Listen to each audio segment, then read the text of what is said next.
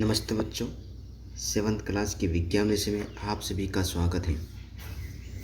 पिछले वीडियो में हमने उदासीनीकरण के बारे में पढ़ा था, यानी अम्ल और क्षार आपस में विक्रिया करते हैं तो यहाँ पर लवण और जल का निर्माण करते हैं।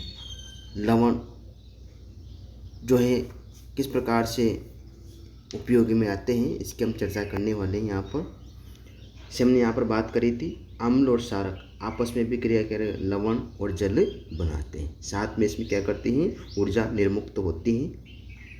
निम्नलिखित अभिक्रिया का इसका उदाहरण है। तो यहाँ पर जो अम्ल क्या है और क्षार क्या है उसका उदाहरण लेते हुए लवण और जल का निर्माण करते हैं।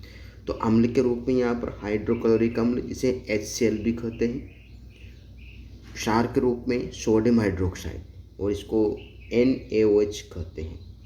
आपस में विक्रिया करते हैं अम्ल और क्षार, तो यहाँ पर सोडियम क्लोराइड NaCl यानी यहाँ पर लवण बनता है। साथ में जल यानी जल का सूत्र H2O होता है और इसमें क्या ऊष्मा निर्मुक्त होती है। तो ये उदाहरण के माध्यम से हमने इसको समझा है।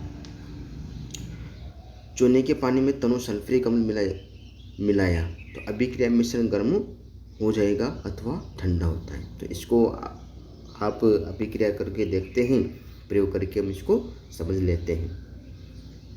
आगे हम इसको देखते हैं कि जो दैनिक जीवन में उदासीनीकरण के उदाहरण क्या क्या हैं। तो दैनिक जीवन में उदासीनीकरण के उदाहरण, तो यहाँ पर अपाचन की अभिक्रिया दे रखी है। हमारे आमाशय में हाइड्रोक्लोरिक अम्ल पाया जाता है। तो हमारे आमाशय में क्या पाया जाता है, कौन सा अम्ल पाया जाता है, हाइड्रोक्लोरिक अम्ल पाया जाता है। किस में पाया जाता है, ये आमाशय में। आप अध्याय 2 में पढ़ चुके हैं कि यह भोजन के पाचन में हमारी सहायता करते हैं, लेकिन आमाशय में अम्ल की आवश्यकता से अधिक मात्रा होने से अपाचन हो जाता है। यानी आमाशय में क्या होता है, अम्ल की आवश्यकता से अधिक अगर मात्रा हो जाती है तो अपाचन की क्रिया हो जाती है। कभी कभी अपाचन कभी कष्टदायक होता है।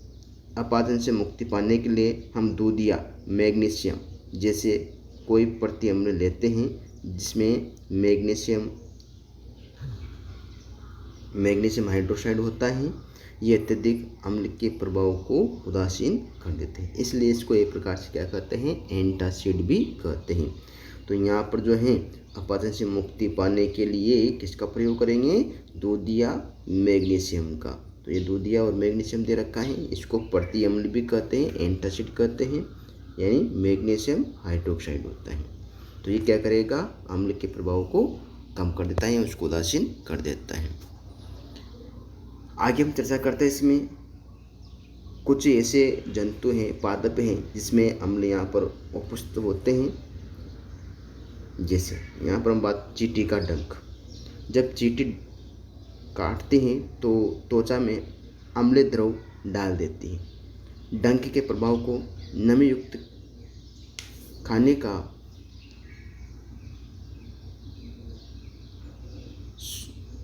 यहाँ पर एक प्रकार से जो है सोडा उपयोग में लेते हैं,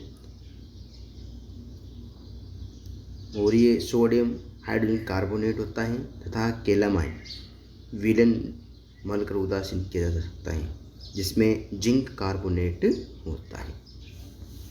अब हम बात करेंगे मृदा उपचार का, यानी मृदा का किस प्रकार से उपचार कर सकते हैं।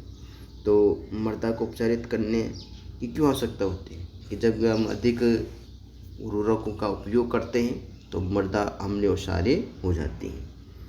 तो रासायनिक उर्वरकों का अत्यधिक उपयोग मृदा को अम्लीय बना देता है। यदि मृदा अत्यधिक अम्लीय अथवा अत्यधिक क्षारीय हो तो पादपों यानी पौधों की वृद्धि अच्छी नहीं होती है। जब मृदा अत्यधिक अम्लीय होती है तो उसे बिना बुझा हुआ चूना, किसमें एक प्रकार से बिना बुझा हुआ चूना अथवा एक प्रकार से बुझा हुआ चूना जैसे क्षारकों से उपचारित किया जाता है। यदि मृदा क्षारीय हो तो इसमें जैव पदार्थ मिलाए जाते हैं। जैव पदार्थ यानी कंपोस्ट खाद मृदा में अम्ल निर्मुक्त करते हैं, तो उसकी क्षारीय प्रकृति को उदासीन कर देते हैं। तो इसलिए मृदा को अम्लीय क्षारीयता से उपचारित करने के लिए यहाँ पर हम क्या करेंगे, यानी मृदा अगर अम्लीय हो जाती हैं, क्षारीय हो जाती हैं, तो उसको उपचारित करने के लिए बिना भुजा हुआ चूना, जिसे एक प्रकार से कैल्शियम ऑक्साइड कहते हैं, अथवा क्या करेंगे, भुजा हुआ चूना का उपयोग में लेते हैं, जिसे एक प्रकार से कैल्शियम हाइड्रोक्साइड कहते हैं। तो इससे एक प्रकार से उपचारित करते हैं। जैव पदार्थ के रूप में यहाँ पर क्या करेंगे, कंपोस्ट खाद का उपयोग करते हैं। आगे हम इसमें देखते हैं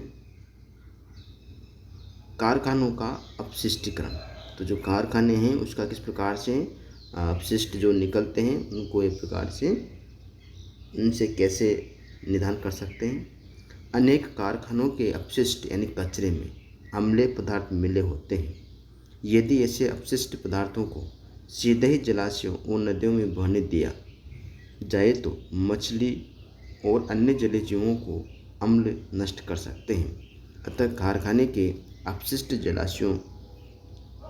को जलाशयों नदियों में विसर्जित करने से पहले सारे पदार्थ मिलाकर उदासीन किया जाता है, ताकि जल में रहने वाले जितने भी प्राणी हैं, जितने भी जीव जंतु, जितनी भी वनस्पतियां हैं, वो एक प्रकार से उनको नुकसान ना पहुंचा सके। इसलिए उनको उपचारित करके ही हम नदियों में या जलाशयों में उनको निष्कासित करते हैं, उदासीन करके। तो बच्चों, हमने यहाँ पर जो है एक प्रकार से अध्ययन किया था किसके बारे में, उदासीनीकरण के कुछ उदाहरण यहाँ पर दे रखे थे। ये अपना जो लेसन है ये भी कंप्लीट होता है। अब इसमें कुछ पॉइंट्स दे रखे हैं, उसको आप समझ सकते हैं। जैसे आपने क्या क्या सीखा इसमें, अम्ल स्वाद में कैसे होते हैं, खट्टे, यह आपने समझा है। सामान्यतः क्षारक जो है स्वाद में कैसे होते हैं, कड़वा होते हैं तथा उनका स्पर्श साबुन जैसा प्राप्त होता है। और भी आप इसमें समझ सकते हैं कि क्या क्या इसमें होते हैं। अम्ल नीले लिटमस पत्र को लाल कर देते हैं, और इसका विपरीत जो है यहाँ पर क्षारक लाल लिटमस पत्र जो होता है उसको नीला कर देते हैं। वे पदार्थ जो न तो अम्लीय होते हैं उन्हें क्षारीय, उन्हें क्या कहते हैं, उदासीन कहते हैं। ऐसे पदार्थों के विलयन जो अम्लीय, क्षारीय और उदासीन विलयन में भिन्न रंग दर्शाते हैं वो क्या कहलाते हैं, सूचक कहलाते हैं। अम्ल और क्षारक एक दूसरे के उदासीन करके लवण बनाते हैं। लवण अम्लीय अथवा क्षारीय अथवा उदासीन प्रकृति के होते हैं। तो ये बच्चों, हमने इस पाठ का सारांश के बारे में अध्ययन किया था। अगले वीडियो में हम इसके नेक्स्ट लेसन के साथ आपसे मिलेंगे। सभी को धन्यवाद।